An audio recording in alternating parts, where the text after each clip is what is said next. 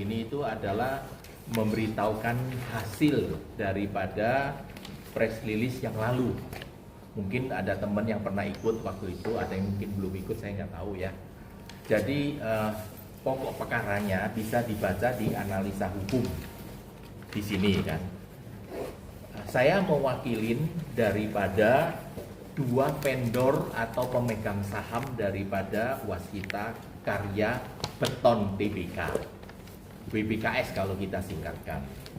Di mana ini Waskita Karya Beton ini telah di PKPU atau dituntut PKPU oleh para kreditor.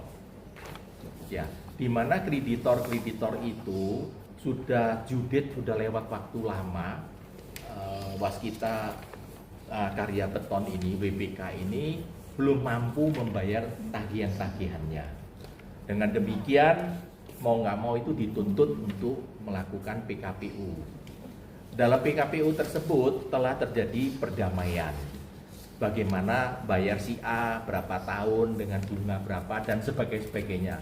Dari hampir 100% kreditornya hanya 8% yang tidak setuju.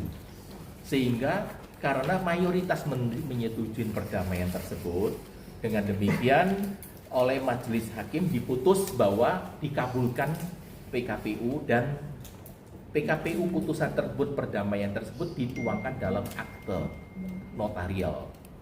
Nah, di mana yang di sini ada namanya Bank DKI, BUMD.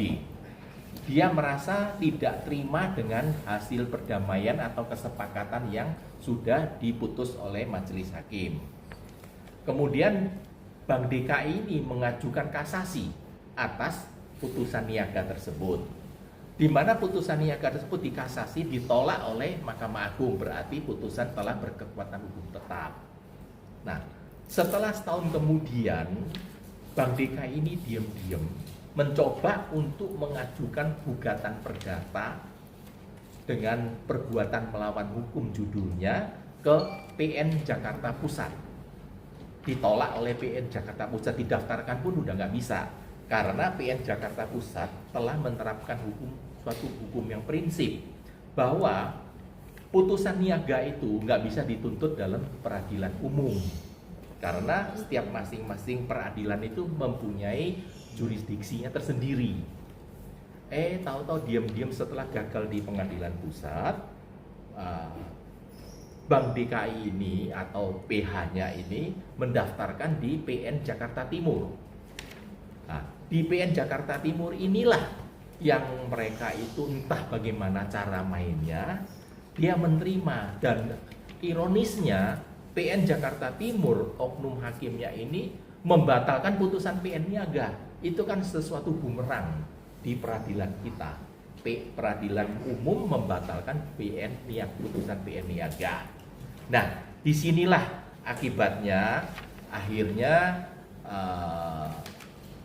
setelah diputus WBK mengajukan namanya banding secara prosedur hukum.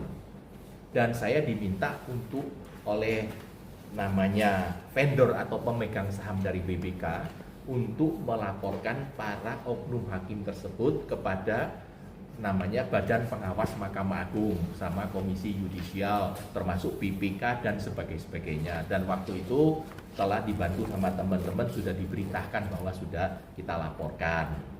Nah, selanjutnya 2 hari yang lalu kita baru mendapat putusan dari Pengadilan Tinggi, yang dimana putusan Pengadilan Tinggi tersebut membatalkan seluruh gugatan daripada Bank DKI.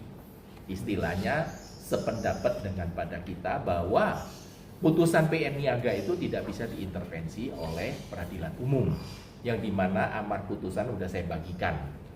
Nah, kira-kira itulah yang saya ceritakan secara garis besar.